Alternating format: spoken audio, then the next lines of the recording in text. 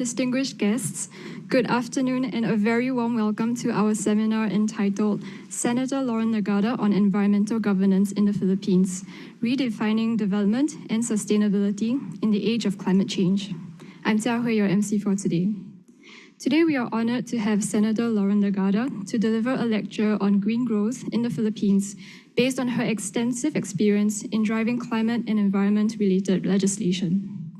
This will be followed by a Q&A session moderated by Dr Aries Arugay, Visiting Senior Fellow and Coordinator of the Philippine Studies Program at ISEAS Yusof Ishak Institute. Before we begin, please allow me to draw your attention to a few housekeeping matters.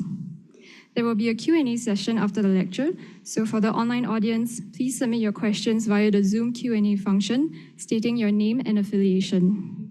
If you encounter any technical issues, please use the chat function to reach out to our technical support team.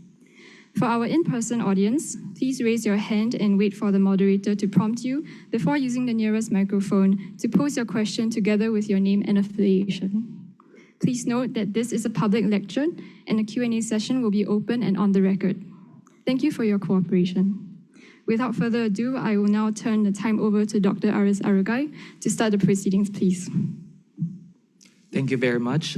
Good afternoon, everyone. Magandang hapon. It is my honor to introduce our guest speaker for today, Senator Loren Legarda. Senator Legarda is the longest-serving female senator in the history of the Republic of the Philippines. Over 4 terms in the Senate, she has authored and championed numerous landmark legislation to improve the lives of Filipinos and advance inclusive, sustainable, and resilient national development. She's the only woman in Philippine history to have topped 2 senatorial elections in 1998 and 2007, and the only female to serve majority leader of the Senate. In the 19th Congress, she served as Senate President pro tempore. I think, Madam Senator, this was the first time I met you. You might not have remembered it. During the 18th Congress, she also served as representative of the Lone District of Antique.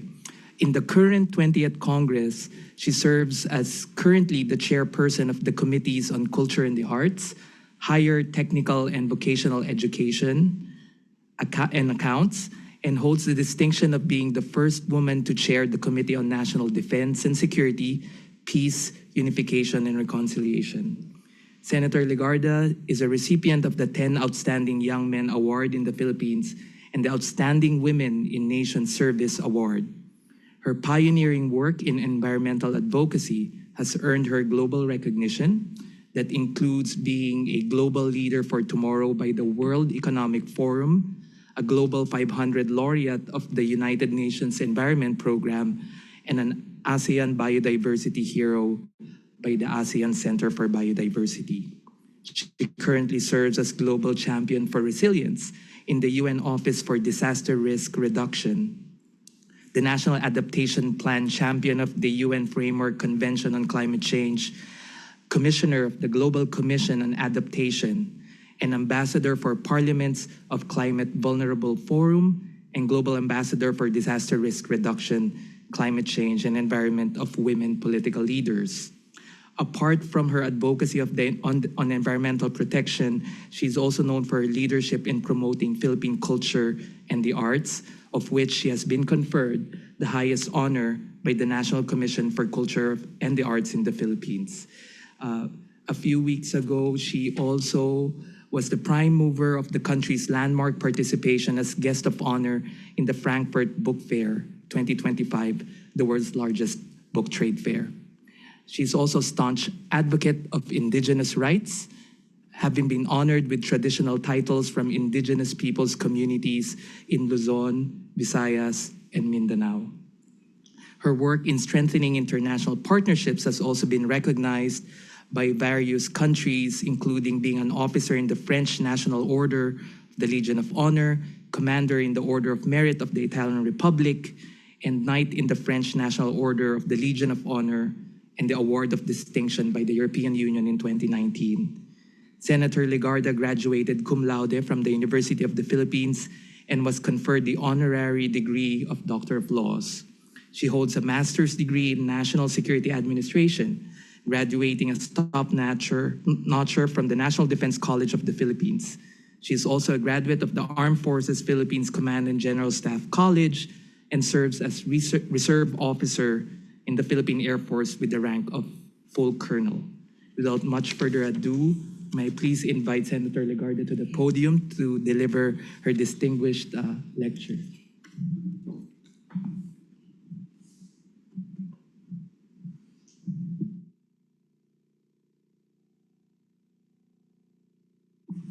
Thank you very much for that very lengthy, comprehensive, and kind introduction. Yes, Dr. Arugay, happy to note that you've been here some years, since 2021, and I'm happy to be back here at the Institute when I first met with Director Choi Shing Kwok 2 years ago, exactly, when we were talking about the Philippine Studies program, where without the Institute asking me, we decided to put some resources from the Philippine government so that there could be a Philippine Studies program that could be initiated here. And I'm glad to know that we already have a Ministry of Foreign Affairs supported, much bigger program. So I thank the Singapore government for that. We also acknowledge and thank for the presence of our esteemed Ambassador Medardo Macaraig, who's with here, and all our guests today. I know that we have more guests online, even 100 over. Good afternoon. First, I'd like to thank the ISEAS Yusof Ishak Institute, along with its Philippine Studies and Climate Change in Southeast Asia programs, for making this public lecture possible. I am honored to have supported the Institute, especially the Philippine Studies program way back in 2019, 2021, 2023. Your work reminds us that no single discipline or nation can solve the climate crisis. Only when science, policy, and governance converge can we hope to meet the challenges of our time. I am deeply grateful to the government of Singapore for this Lee Kuan Yew Fellowship, which honors one of history's most visionary leaders, Lee Kuan Yew. He showed us that true nation building rests not only on physical infrastructure, but on the architecture of governance, the stewardship of resources, visionary long-term planning, and ensuring the dignity of people. More importantly, it is a recognition of the unique situation at hand, the opportunities they present, and the strategic outcomes that can be achieved that have brought Singapore to its stellar position in ASEAN and across the globe. His foresight in confronting water scarcity, land constraints, and Singapore's place in global dynamics laid the foundation for policies that have been faithfully advanced by succeeding leaders. Singapore's emphasis has shifted from greening alone to a broader view of nature's gifts and challenges. This ecosystem perspective shows us how integrated planning in water, land use, and climate resilience can turn vulnerability into opportunity and guide countries like the Philippines towards a more sustainable outcome.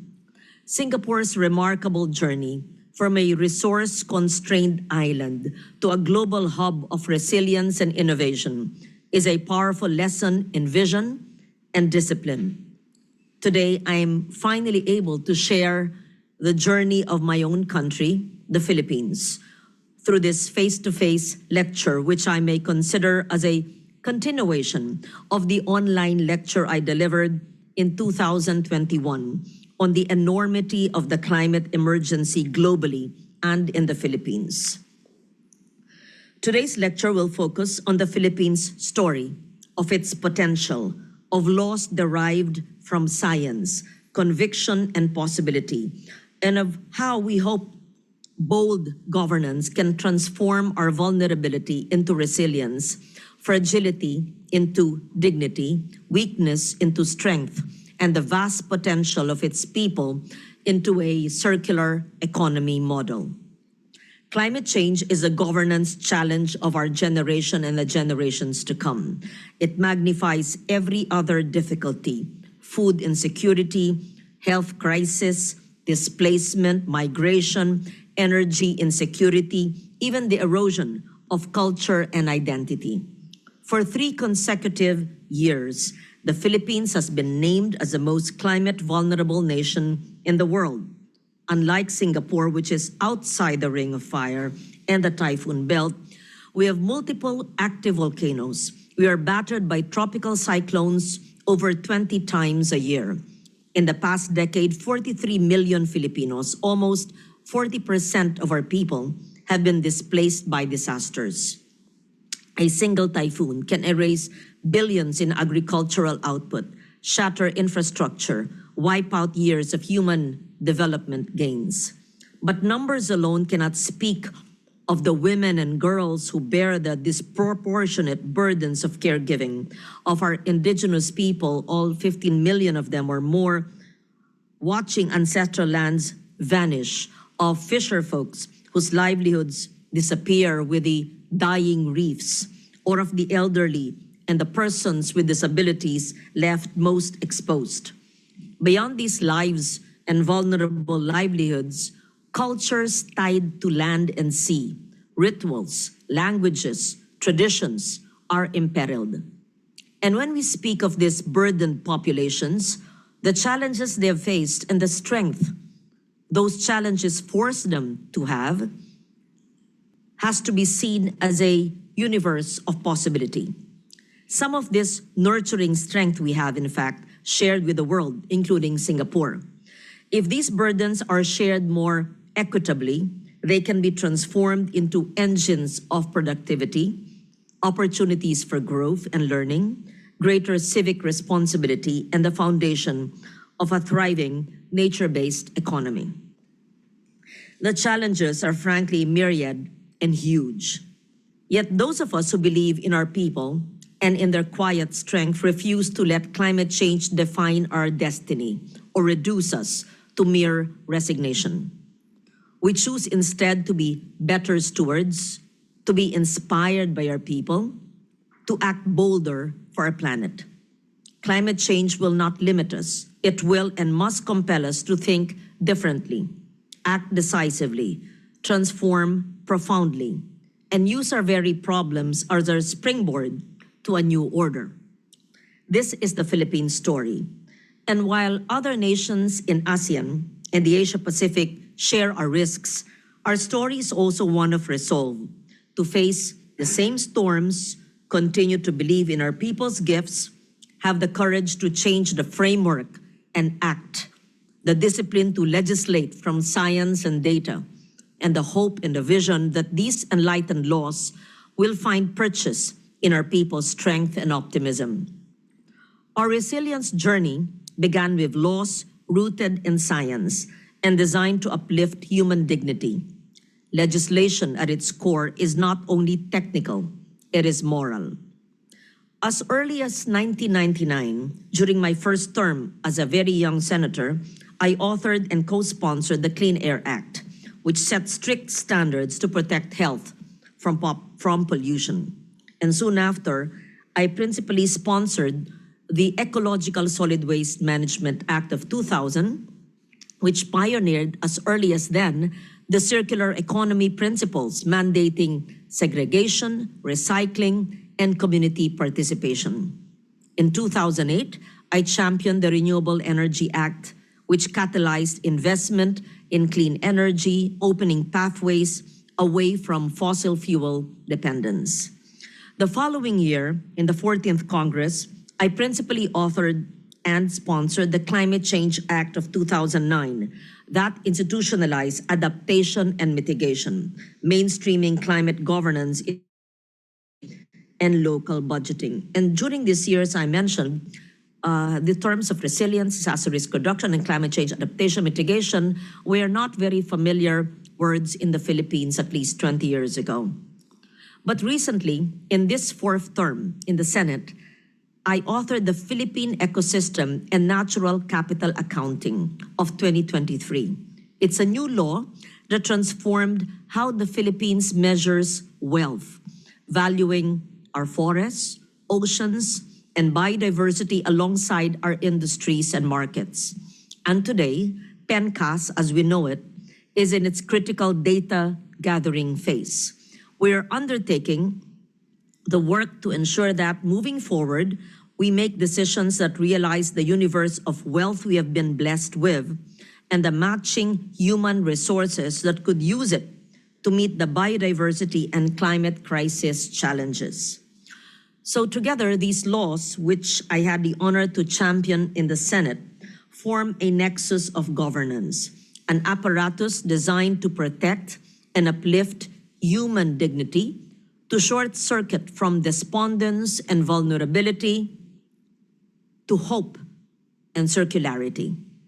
Their ultimate purpose is singular, to ensure that every Filipino, especially the most vulnerable, has a right not only to survive, but to contribute to a livable and sustainable future. As a legislator of over 25 years, I've always known that we must rely on the executive department to take the bull by the horns, so to speak. I must say that at no other point in our history have we been so battered with so many multiple challenges, but there is simply no other way but to pick a new path. We are reading these contradictions as opportunities.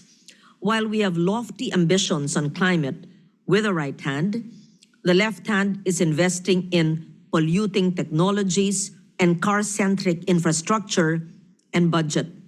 I have no fear in addressing the elephant in the room. You may have read of the flood control budgets and the massive failure in our country. For that, I am both disheartened, however hopeful. We need a guarded optimism that all this will once and for all yield better results for our people. If all this chaos does not lead us to a plan and a future that is more geared towards a circular economy, reliant on nature instead of concrete and corruption, only then will I give up. At this point, I am far from giving up. The strategic impact is clear if we fail to recognize the potential of our people as the path towards transformation. If we do not align policies with realities, we will continue to flounder in the floods. If our first generation of laws laid the foundation, the next generation must secure our future. Pending before the Philippine Senate are measures which I authored designed to complete the architecture of resilience. First, the Blue Economy Bill will safeguard our oceans, which already contribute 787 billion pesos annually while sustaining livelihoods for millions. The Low Carbon Economy Bill will put a price on carbon, creating a compliance market that drives industries towards decarbonization and finances just transition, which you already have here because you have the carbon tax, which is accelerating in amount. The Philippine Circular Economy Promotion Bill will cut waste, drive innovation, and create green jobs by keeping materials in use and regenerating natural systems. The Single-Use Plastic Tax Bill will curb single-use plastics, generate funds for waste management, and restore ecosystems. The Municipal Fisherfolk Protection Bill will reserve the first 15 kilometers of municipal waters exclusively for small-scale fishers to bar commercial encroachment and safeguard near-shore stocks and livelihoods. The Verde Island Passage Bill will protect the most biodiverse marine corridor in the world, the Amazon of the oceans. The National Coastal Greenbelt Bill will restore mangroves and beach forests as living shields. It will reduce storm surge and erosion and protect coastal livelihoods while reviving fisheries and biodiversity. These are just some of the measures that I'm tackling this Congress. These measures are not only for the Philippines. When the Philippines invests in our ecosystems, we also invest in the health of ASEAN's shared seas and the Asia-Pacific's shared atmosphere. The resilience of our mangroves reduces storm surges beyond our borders. The vitality of our fisheries feeds not only our people, but also our neighbors. The protection of our biodiversity safeguards the genetic resources upon which humanity depends. Thus, as the Philippines invests in itself, ASEAN and the Asia-Pacific must also invest in themselves and in one another, not in engines of growth that pollute, but in systems of growth that endure, sustain, and give life. Not in technologies that destroy, but in innovations that conserve, warn, and guide us towards preservation. Our region's diversity is vast, but our vulnerabilities and our common interests and aspirations converge. To prosper ourselves, therefore, we have to prosper our neighbor. Together, we must harmonize standards for circular economies, creating regional markets for green products and recycled materials. We must pool resources for early warning systems and share disaster response within and outside our region. We must align infrastructure and trade with resilience, ensuring investments that build sustainability and not fragility. This requires a shift in governance itself, one that believes in the potential of our people and our youth, one that moves away from fragmentation to coherence, from short-term gains to long-term stewardship, from rebuilding after disasters to designing from a position of strength from the very start. This is not just technical, it is cultural. It is about redefining progress, not by what we extract, but by what we sustain, not by the wealth of a few, but by the dignity of all. The lesson of Singapore is that transformation is possible with vision and discipline. The challenge for ASEAN is to scale such transformation across 600 million people, diverse but bound by shared destinies. Together, we must decide and act on a positive future for ourselves and the next generations to come. The Philippines does not deny its difficulties, but we also bring tested laws, pending measures, and lessons learned from communities who embody resilience every day. We show that resilience is not abstract. It is lived, grounded in science, enshrined in governance, and alive in our culture. We must decide how history will remember us as a generation overwhelmed by disaster, or as a generation that redefined prosperity, reimagined progress, and rebuilt on the pillars of justice and sustainability. We must not be defined by our own vulnerabilities. We must be defined by our vision and our resolve to build right at first sight, to uplift human dignity, to pass on to future generations not a fractured world, but a flourishing one. This bold challenge demands bold vision and bolder action. Let our legacy be nothing less than transformation and transcendence. And in my 4 terms as senator, I've labored intensely, tirelessly, for almost 3 decades. Yet the work is far from over. With the opening of this Congress, the 20th Congress, I stand as eager and as passionate as I was as a young senator in 1998 to complete the mission I began and to leave behind a legacy of service that will endure for generations. I thank you for your listening and for your patience. Thank you.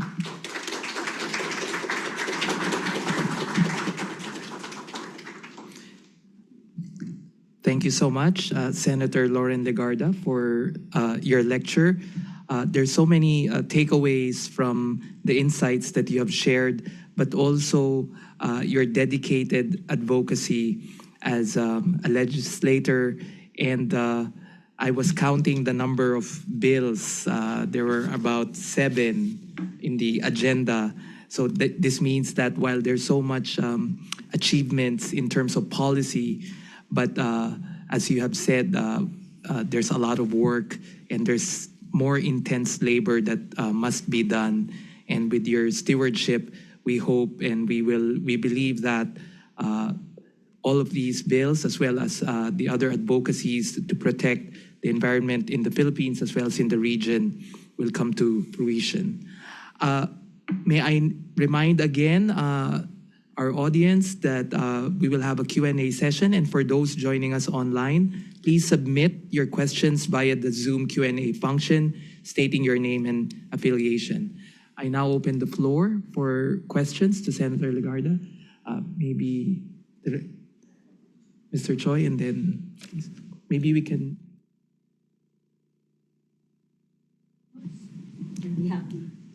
Madam Senator, thank you very much for your presentation, and I can identify with a lot of what you've talked about, because for 5 years I was the Permanent Secretary in our Ministry of Environment, and some of the challenges that we went through during my time there was exactly the sort of things that your bills are trying to address.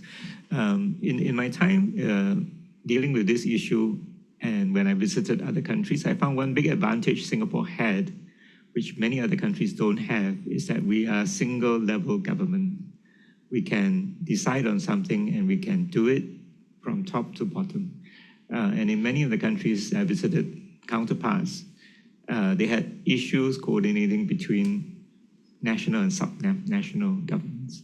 So I think this is probably also a challenge in the Philippines. Would you like to just tell us how you look at how you see this issue, and what would be your way to mobilize the subnational governments? Thank you. Thank you. Yes, you're unicameral and we're bicameral, and it's always been that way. And it would take a change in the Constitution to make us unicameral. But we were at a certain time in our history during the martial law years, which we don't want to revert to.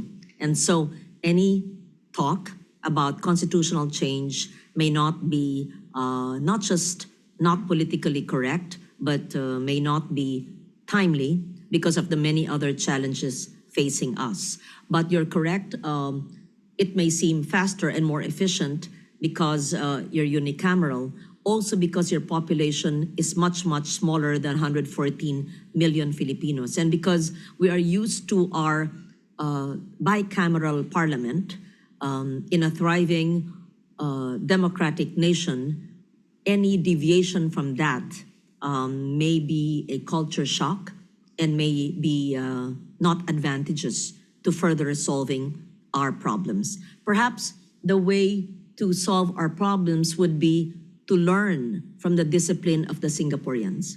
So discipline is a trait known to you and your people. It is not very easy to be able to govern a growing population of 114 and being in a very vulnerable location in the world. 20 typhoons. While we are a fast developing nation, the population is also growing, but we have so much resources, terrestrial, marine, our highlands. Earlier we spoke about the possibility of exporting renewable energy, which we have an abundance of in the Philippines, although it's a challenge because we're an archipelago divided by the waters that separate Singapore and the Philippines, but it's a possibility in the future, perhaps, if you are able to import even very small of your electricity from your landlocked neighbors or your neighbors because of easier distribution systems like Malaysia, although very small. In the future, I don't see any reason why the Philippines cannot export electricity, renewable energy to your country. But back to your question of bicameralism to unicameralism, it may not be the most appropriate time to do that. There are other challenges that we are facing, and perhaps the best way to meet the challenges facing our country would be really to instill more discipline and to implement the essence of our laws more boldly and perhaps more efficiently and more strictly. It's better said than done. Yes. And I always say that we are a resource-rich nation. That's why I enacted into law the PENCAS law, which puts a value on our oceans, on our mountains, on our natural resources, so that we realize how wealthy a nation we are. And we must use it sustainably. Yes. Thank you. Hello, thank you, Senator. My name is Max Abbott. I'm an investigations and public policy research consultant. As I know you're aware, there's been a dispute between the Department of Environment and Natural Resources and the Masungi Geo-Reserve Foundation in Luzon. I wanted to ask how you think that dispute should be resolved to allow the continued preservation of the Masungi Geo-Reserve, and how else would you like to see the government build trust with similar civil society groups to preserve natural areas going forward? Thank you for that question. I know it's been in the international news just as it has been locally. It's been quiet now, however. I've not personally visited that, but I know the issue. The issue is a contract entered into by the Masungi Private Foundation and a DNR secretary who has since passed on. I know her very well. I knew her, Gina Lopez. I understand that there must be a renegotiation of the contract. That's all there is. I think the two parties, the private sector and government, especially since we have a new Secretary of Environment, must sit down with the Masungi group so that they could continue the good work that they're doing. I've not been there, but I heard that they have preserved it well, but just a small portion of the huge land that is part of their contract. I know that it must be renegotiated because there were questions, legal questions about the contract entered into, which I don't want to discuss now because I did not read the contract myself. But I know that there are difficulties in the implementation of that contract. So the way forward, if I were the DNR secretary, is not to rescind it, but to allow them to continue the good work they're doing, even to replicate it perhaps in other areas of the country. But if there are legal infirmities in the contract, for both parties to sit down and renegotiate and to correct it, if there are. As author of more than 94 protected areas in our country, through the ENIPAS law, that's the Expanded National Integrated Protected Area System in 2018. Through the law I authored, many protected areas around the country have been declared. And people sometimes in jest say, oh, here she goes wanting to protect the whole country. Yes, I want. Because when you protect it by legislation, there's stricter conservation and protection measures. So that even a part of the Masungi is within a protected area that I legislated. It's so huge. Perhaps some parts of it are not, but some are part of a protected area. So they also must abide, of course, with laws that have been declared as such. I hope that answers your question. Have you been there? No, not yet. Okay, yes, okay, thank you. It's near Metro Manila. I've been there. Are there any other questions? Yes, sir. Go ahead, please. Thank you, Senator. Augustine Athwan, former journalist. I want to pick up on two words in your speech, new path. Could you unpack that for us as to what do you define as the new path moving forward for the Philippines? Because I've lived and studied in the Philippines and I've seen changes over the decades, but I would love to hear your thoughts on that. Thank you. New path, NEWPATH, new path. Okay, just to be sure we're talking about the same thing. We must redefine development. We must not talk about development only in terms of gross domestic product, GDP, GNP. That's why we must know the value of our natural resources, our oceans, our wetlands, our marine resources, our everything that we have, the air that we breathe. Because if we always look at development in terms of infrastructure, concrete, we must use nature-based solutions. We must know the final forest limits and respect it.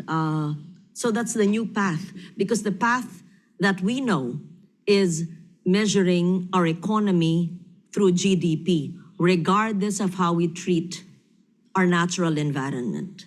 But putting a value to our natural environment, and that's from ridge to reef, and that covers the whole archipelago of 7,100 islands, would be a new path, because you would value it more if you knew the value, if you would therefore protect it more and conserve it more, and it would yield more.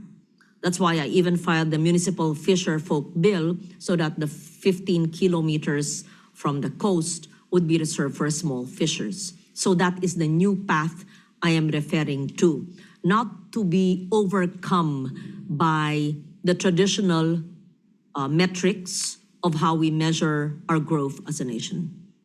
The quality of life, similar to what the Bhutanese would call as the 4 pillars of happiness, but of course in our own way.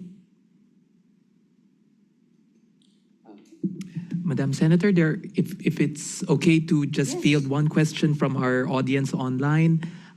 I think this is very relevant given that you are currently the chair of the Senate Committee on National Defense and Security. Yes, there's a question here about the impact of climate change on water insecurity, food insecurity, resource competition, and forced displacement, on existing conflict, peace, and security issues in the Philippines. What is the current mindset among policymakers on the climate-peace-security nexus? Very long, but it's very clear. I wish I had brought a copy of my thesis, which is now a book. I have a copy, but I'll send it to the Institute, which is making the armed forces of the Philippines a resilient space. I can't recall the exact title, but I think that covers it. Water insecurity. I've said 20 years ago that I did something on the politics of water. And 20, 30 years ago, I said that the wars will be fought not through might, but because of water. And I spoke about water insecurity 20 or 30 years ago. And it's true. We're fighting over water resources. We're fighting over our natural resources. So what's the way forward? We must conserve and preserve the resources that we have. We must not drain it to the hill. We must also equitably share it with our people, not just a few holding the reins of our natural resources while the others starve or don't have potable water. I am very much into the equitable distribution of our resources so that the general population, especially the vulnerable populations I mentioned in my lecture, are not deprived of this. Could you read the other parts of the question aside from water insecurity? On conflict, existing conflicts in the Philippines. And displacement. And forced Yes. displacement. We have migration is an offshoot of natural hazards which turn into disasters if we are not prepared. That's why I've always advocated for reducing disaster risk. For so long, our attitude or even our policies were based on disaster response. But in 2010, I was one of the co-authors of the National Disaster Risk Reduction Management Act, which created the NDREAM-C committee, which is supposed to prepare upon the onset of a natural hazard, a typhoon, instead of simply respond by giving canned goods and drinks. And so displacement is a natural after effect of disasters if we are not prepared. I would like to think that if we are prepared in terms of heeding accurate and timely early warning systems, if we are prepared in terms of following multi-hazard maps and not building on vulnerable areas.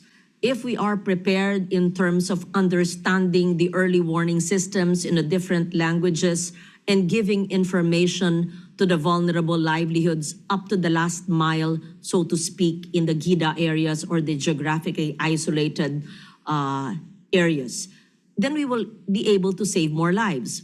When you look at the lives lost, why? You see, fisher folks went out to sea without knowing that a storm was coming. Or people were going out of their homes and suddenly flash floods happen. This could have been avoided if early warnings were given in a timely manner, or were heeded, or if evacuation centers were readily available, and if local governments up to the barangay, which is the smallest political unit, were aware of it at the proper time, way ahead of time, and to evacuate people. I think a lot of the lives lost during disasters and storms could be saved if we followed early warning systems and evacuated, and if we built evacuation areas not in vulnerable areas. There's so much more I can say.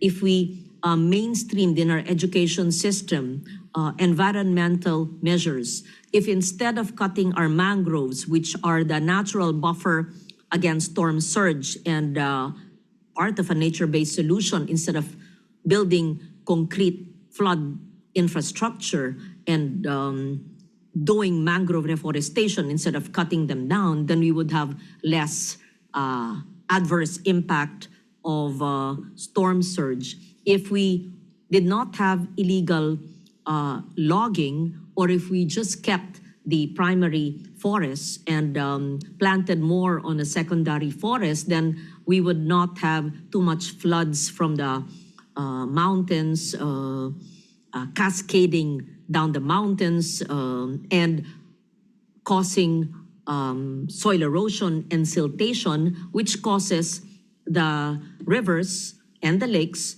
to flood faster and sooner because of siltation. So there's so much that can be done only if we live by, actually what I'm saying is common sense when you think about it. Early warning, evacuation, follow the hazard maps, getting the information up to the last mile, stop cutting trees irresponsibly. We've said it, right, for 20, 30 years. It's really in the implementation. And the floods, aside from substandard flood control infrastructure, you look at the video, these are solid waste, even sofa sets in pumping stations. Why does it happen? Go back to my law. A 38-year-old senator wrote the Ecological Solid Waste Management Law, which institutionalizes a segregation of waste at source, recycling, and composting, meaning you will have a small percentage of the waste that will go to a landfill if you segregated the waste. Up to 70 or 80% waste diversion can happen if only everyone followed My Republic Act 9003. So lives can be saved, losses can be averted, can be reduced if we followed existing laws. Thank you. Thank you, Madam Senator. So it means that while certain laws are necessary, it's also important to ensure the faithful implementation of existing laws. Are there other questions? So there's a lot of questions also, Madam Senator, online. So is it okay if we collect 3 and then I'll help the Senator to address them? So yes, ma'am, and then you. Welcome to Singapore, Senator Legarda. My name is Tina Di Chico, and I had Caribbean Capital, which is a fund focused on investing in women with Philippine nexus. I know that you talk a lot about climate, and we all know that women are the most vulnerable and most affected by climate change. And I know also that you're a champion for women in the Climate Change Commission, and that you're instrumental in making sure that the commission has a female in it. So my question really is, what further steps can we take in the Philippines to ensure that climate action planning has a gender lens perspective, from financing to lawmaking to implementation to policy to monitoring and, as you said, implementation? Thank you for that. Yes, I'm responsible for the existence of the Climate Change Commission, which is born out of the 2009 law, which I authored, which is the Climate Change Act, so that our climate legislation always has the gender, the women's lens. How do we operationalize it on the ground? Well, it's important in the allocation of resources that we know families of solo parents, of women who are heads of families, of women micro-entrepreneurs, of women who have arts and crafts in the hinterlands to support them in terms of giving them tools, equipment, training, know-how, access to markets.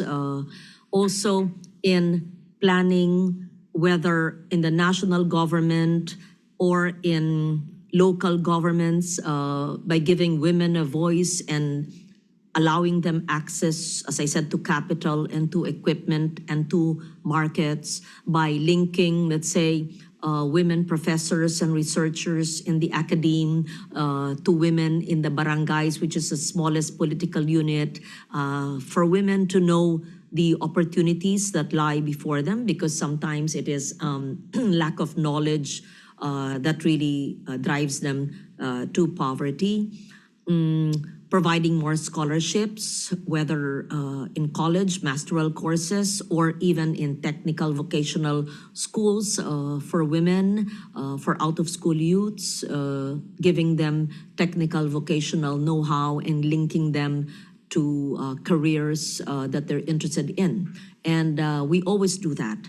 I work not just globally and nationally, but I really go down to the barangay. I find sustainable livelihoods that are founded and propelled by women, whether they are weavers, whether they do arts and crafts, whether they're into culinary heritage. I mean, I go to the farthest place, to the mountains, to the sea, to small communities, even to solo entrepreneurs or women, the elderly and the youth, to make sure that they have access as much as possible to opportunities. So I could go on, and it's a good idea perhaps to put on my Facebook page or put online all the women I have empowered, either through the academe or through opportunities in business.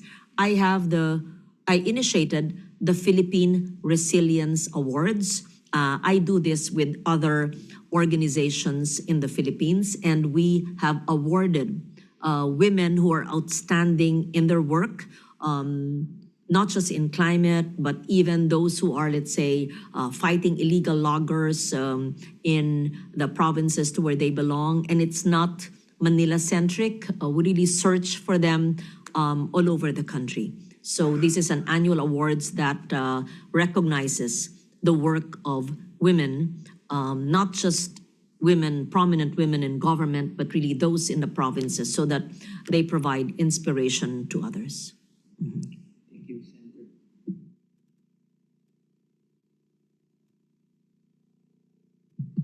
Hello.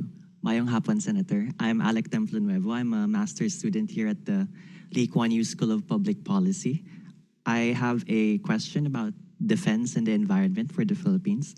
Just a few hours ago, the Foreign Affairs Department protested the State Council of China's approval of establishing a national nature reserve at Bajo de Masinloc. How should the Philippine government enhance protecting the country's territory while also protecting the wealth of our natural resources in such disputed areas? Maayong hapon, where are you from? Senator, I'm from Kalibo, Aklan. Oh, very good. Our neighboring province. Yes, yes. So thank you for that question. Thank you for also informing me. This was a DFA press statement just a few hours ago. Oh, very good. And yes, of course, I laud and commend the Department of Foreign Affairs for coming up with that statement and for being quick in that move on what China did. And how do we protect our territory, not just legally and in terms of sovereignty, but also in terms of protecting it environmentally and ecologically. I think that, let me see, I provided the DNR long ago, I mean, before the pandemic, with mapping our, I can't recall now the name of the program, but the DNR, along with the UP Marine Science Institute, I'll get your number or your email so that we can share the study with you. They did a study of the biodiversity rich areas within our exclusive economic zone, even the areas that are contested by our neighbors. I'm not certain if the study was completed, but I think the way forward is to be able to do more of those studies so that we would know what to protect. And the establishment perhaps of marine stations in contested areas, I think is important. Our biologists, our scientists, our Coast Guard, our officers in the Navy should be deployed as well, but not just the military, but the scientists as well. And we must involve not just the government, but the private sector as well and the academe. First, know our wealth, our marine wealth. Second, we map our marine wealth, we protect it scientifically. It should be science-based, based on data, based on research, based on science, and allow our fisher folks to utilize it, but sustainably. I think that's a way, not just simply abandon. And if we just stay in land and don't even know our wealth in the oceans. Oh, and I also met with the Secretary of Environment yesterday, and I urged him to have a stronger ocean governance bureau, perhaps, in DNR, because we have the Biodiversity Management Bureau. That's biodiversity, flora and fauna. But remember, the Philippines is an archipelago. We're surrounded by oceans, and we seemingly are not protecting it enough. And I think if we have a stronger Oceans Bureau office in the DNR, Department of Environment, then that would really be helpful in protecting the oceans, which are very, very rich, resource rich. Thank you. I recognize questions here, but may I field one question from our audience joining us online, Senator? You mentioned that it requires some regional cooperation to pursue and mitigate, develop policies that will mitigate climate change. Would the Philippines use its ASEAN chairmanship next year to push for some of these ideas? And do you think that the chairmanship of the Philippines of ASEAN would be something that it could champion some of these issues? I think that should be considered, and I hope it's in the agenda. It's worth suggesting to include it in the agenda. As we know, the protection of our seas, our waters, even if we have country borders, it's borderless. We can't say our neighbor is polluting, we're not, we are polluting, it does not affect our neighbors because it affects us all. So that's something that should be discussed in ASEAN, yes.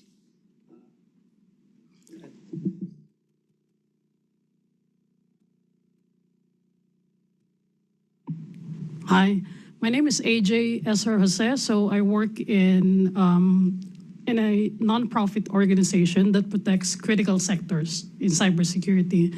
My question just go back to what you've shared earlier, highlighting the importance of enforcing early warnings because we've experienced typhoon yearly. I'd like to ask if there was any programs or initiatives to create awareness, continuous awareness to our people who are not in a city, for example, the fishermen, to ensure that they are fully aware of those implementation. And if we do have, how do we measure the success of that initiative to ensure that if if this happens this year, it's not going to happen next year, or we lessen the number of casualties? Yeah. Thank you for that question.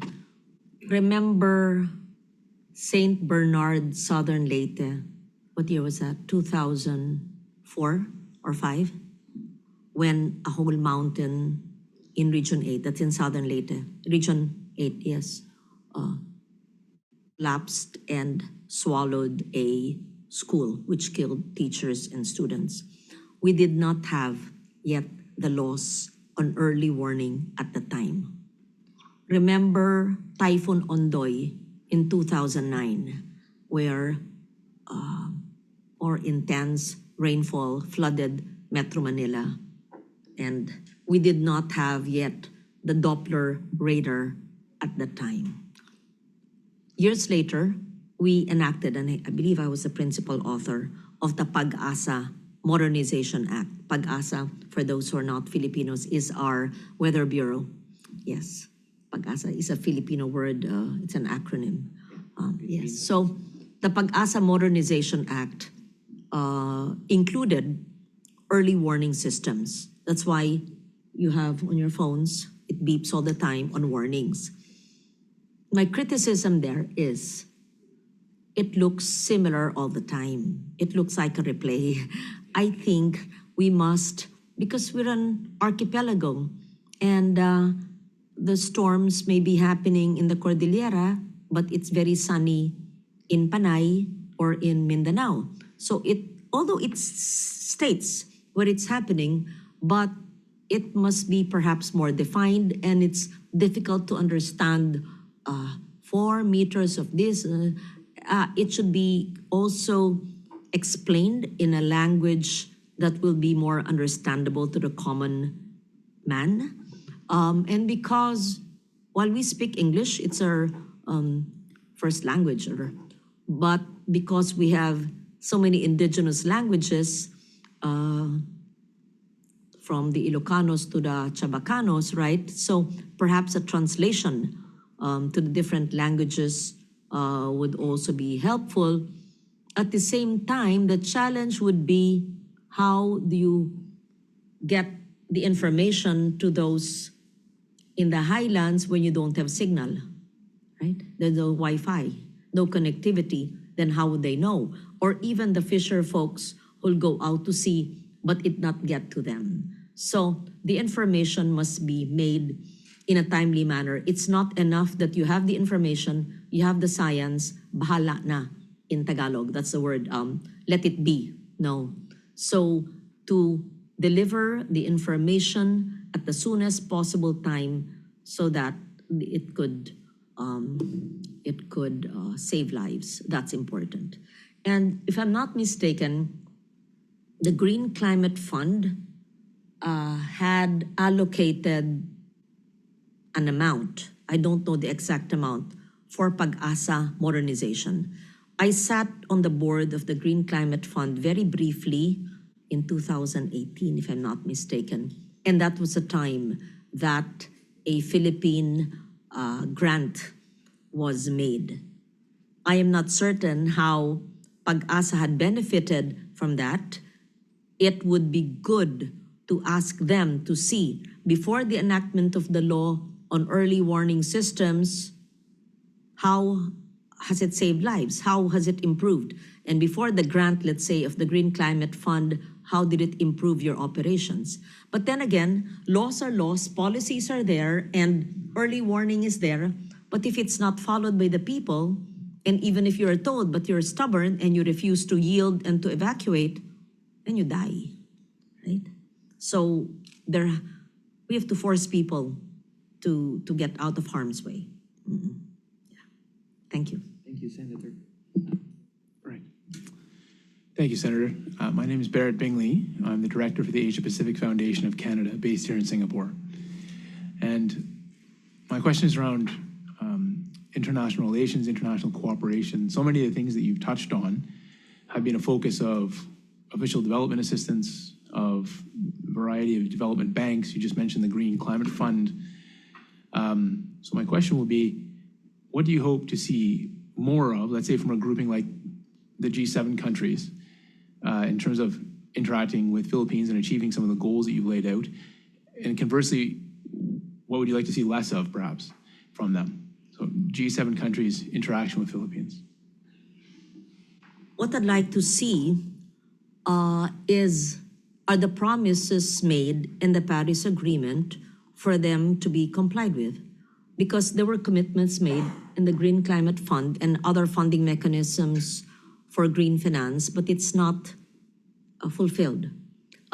In the Loss and Damage Fund as well, which the Philippines is hosting in the Philippines, we passed the hosting of the Loss and Damage Fund Board in the Philippines, but then there are pledges again, which will go to the small island states, the SIDS, and vulnerable countries like the Philippines will be the second priority. But these again are pledges, but those who are most responsible for the climate crisis are not really giving as much as what's needed. So it's not just a matter of funding, it's a matter of sharing technology, sharing experiences. But I understand that everybody's challenged because the vulnerabilities in Asia Pacific and in Southeast Asia, or in the Philippines in particular, happens in Europe. The floods happen everywhere already, which was unthinkable 10 years ago. So in answer to your question, what I would like to see is more sharing of innovation and putting their money where their mouth is. Like climate justice, it's been said many times. I've been saying this for 20 years, but because we're less than 1%, 0.001% emitter in the world. And so no matter how much we mitigate, climate change will happen. So for those responsible to be able to help countries like us more in terms of technology and green financing and investments. Can I field one question from our online audience? Senator, the one who's asking it has read various versions of the Blue Economy bill in Congress, and some versions, like the one you are proposing, is for the creation of a Blue Economy Council. What makes this entirely new body more advantageous in ocean governance than simply upgrading the existing National Coast Watch Council? That's a good question, because the bill was already in a very advanced stage, but I did not proceed in the 19th Congress. And I'm actually not very much in favor, I'm rethinking it, of creating another council, because it's another layer of bureaucracy. So I would like to see perhaps existing government offices and to just put them together so that we don't create another level.